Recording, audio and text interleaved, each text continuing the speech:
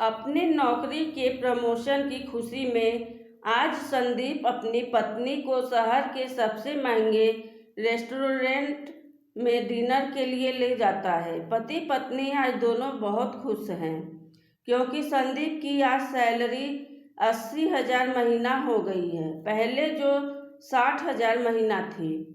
आज संदीप की पत्नी सोनम की खुशी का कोई ठिकाना नहीं है क्योंकि अब उसको खर्च करने के लिए और पैसे मिलेंगे। आज वह कुछ ज़्यादा ही सज संवर कर डिनर के लिए आई है। आज उसको ऐसा लग रहा है जैसे उसका पुराना सपना पूरा हो गया। आखिर उसके पति की सैलरी बढ़ी और उसका प्रमोशन भी हुआ। यही तो उसको चाहिए था। आखिर हमेशा से उसने पैसे को ही तो महत्व दिया है। उसको गरीब लोग कभी पसंद ही कहाँ आते हैं। उसको तो महंगी चीज़ें, महंगे रेस्टोरेंट और महंगे गिफ्ट ही पसंद आते हैं। शहर के इस रेस्टोरेंट में सभी लोग महंगे महंगे कपड़े, सूट बूट और महिलाएं महंगी महंगी साड़ी और वेस्टर्न कपड़े पहनकर आई थी।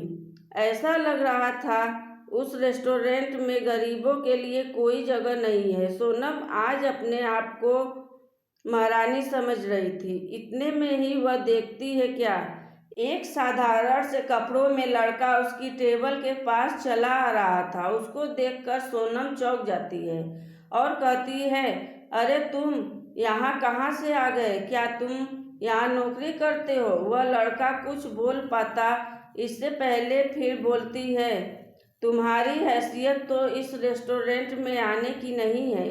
किसके साथ आए हो? तुम्हारा मालिक कहाँ है? या फिर तुम यही झाड़ू पोछा करते हो? इतने में संदीप पूछता है, कौन है यह? तुम जानती हो क्या इसको? सोनम कहती है, नहीं, मेरे घर के पास रहता था, बहुत गरीब है इसलिए मैंने पूछ लिया यहाँ कैसे। वह लड़का वहाँ से जाने लगता है।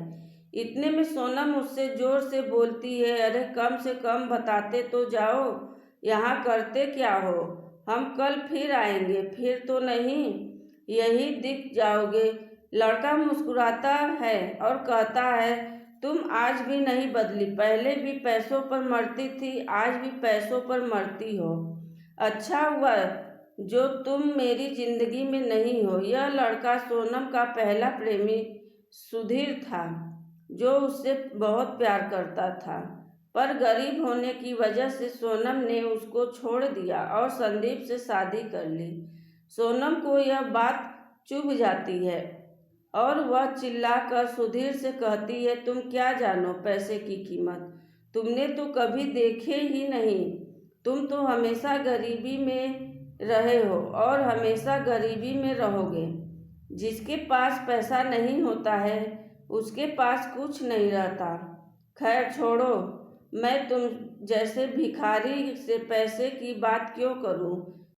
इस रेस्टोरेंट से तुम जल्दी जाओ, मेरा वक्त बर्बाद मत करो। यह बात सुनकर सुधीर बाहर जाने लगता है। इतने में उस रेस्टोरेंट का मैनेजर आकर सोनम से कहता है, आप प्लीज़ इस रेस्टोरेंट से बाहर निकल जाए। आप यहाँ पर खाना नहीं खा सकते। क्यों नहीं खा सकते खाना? हमारे पास पैसे हैं, फ्री में खाने थोड़ी आए हैं। तुम्हारी हिम्मत कैसे हुई यह कहने की? हो कौन तुम? सोनम चिल्ला के मैनेजर से बोलती है। होटल मैनेजर सोनम से बोलता है, प्लीज़ हम आपसे रिक्वेस्ट कर रहे हैं, आप यहाँ से चले जाएंगे। अब आप यहाँ खाना नहीं खा सकते। देखते ही देखते कुछ हट्टे कट्टे गार्ड भी उस टेबल के पास आ जाते हैं। ऐसा लग रहा था अगर अब सोनम फिर चिल्लाती है तो दोनों को यहाँ से उठाकर बाहर फेंक देंगे। इतने में सुधीर मैनेजर से कहता है, अरे इस सब की कोई ज़रूरत नहीं है, इनको शांति से खाना खाने दो और उसके बाद इन दोनों से बिल मत लेना। और हाँ, यह ध्यान रहे अगली बार यह दोनों यहाँ ना आ पाए। सोनम यह देखकर चौंक जाती है। वह मैनेजर सुधीर की बात इतनी आसानी से कैसे मान लेता है? वह आश्चर्यचकित होकर मैनेजर से कहती है, कौन है यह आदमी? जिसकी बात तुमने इतनी आसानी से मान ली। मैडम, आपको नहीं पता यह कौन है? आप जहाँ खाना खा रही हैं उस होटल के मालिक को नहीं जानती है? तो शुक्र है कि सर बहुत कम गुस्से वाले हैं, नहीं तो आज आप दोनों को बाहर करवा दिया होता।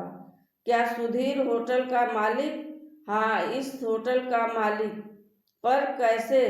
यह तो बहुत गरीब था। सुना तो मैंने भी है कि सर पहले बहुत गरीब थे, पर उन्होंने अपनी मेहनत और लगन से 4 साल में 100 करोड़ की कंपनी खड़ी की है। उनका यह अकेला होटल नहीं है, उनके पास कई होटल है, इस शहर में हैं। लेकिन सर बहुत ही सिंपल तरीके से रहते हैं, ना किसी बात की अकड़, ना किसी बात का घमंड है उनके पास। सुना है सर को किसी लड़की से बेइंतहा प्यार हुआ था और वह लड़की सर को सिर्फ इसलिए छोड़कर चली गई कि उनके पास पैसे नहीं थे। इसी वजह से वे दिन रात मेहनत करके यह कंपनी खड़ी की है। आज सर के पास सब कुछ है। यह बात सुनकर सोनम मन ही मन सोचने लगी, जिस आदमी को मैंने पैसे के लिए छोड़ा था आज वह आदमी किसी राजा से कम नहीं है। आज उसके पास सब कुछ है और मैं इतनी सी सैलरी में खुशी मना रही हूँ। सुधीर आज करोड़ों कमा रहा है। अगर मैं सुधीर के पास वापस चली जाऊँ तो क्या गलत है? वह मुझसे प्यार तो करता ही है।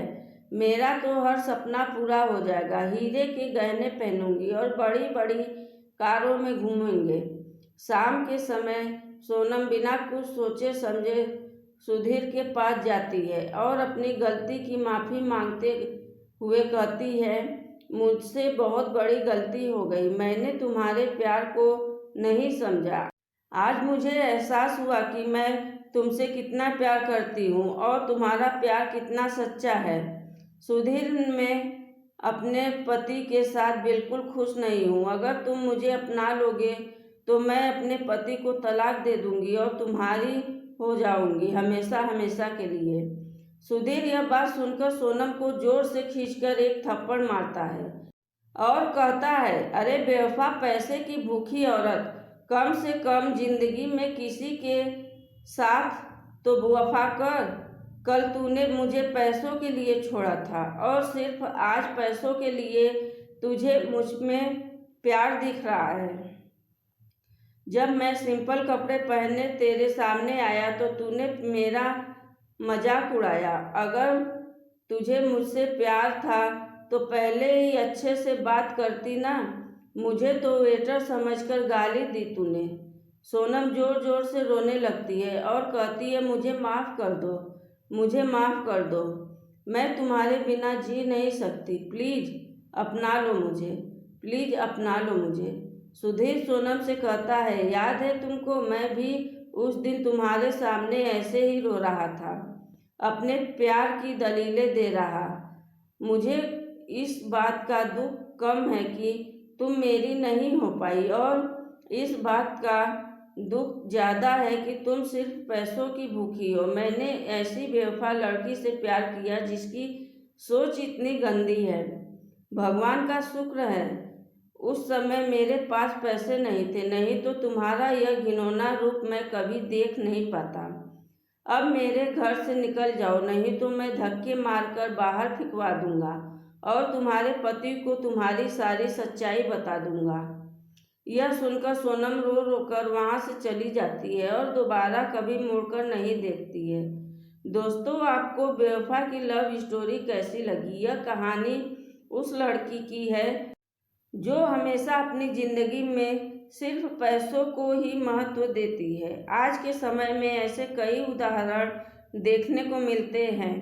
हम यह भूल जाते हैं कि समय सबका बदलता है और हमको पैसे के लिए अपने रिश्तों को नहीं बदलना चाहिए। हम प्यार हमेशा सच्चा और दिल से करना चाहिए, तभी हम अपने जीवन को सफल बना सकते हैं। दोस्तों, समय सबका बदलता है, हमें किसी की हालत देखकर उससे प्यार नहीं करना चाहिए। ये बदलते समय की कहानी है। जो आपको हमारी यह कहानी अच्छी लगी हमें कमेंट करके ज़रूर बताएं। धन्यवाद।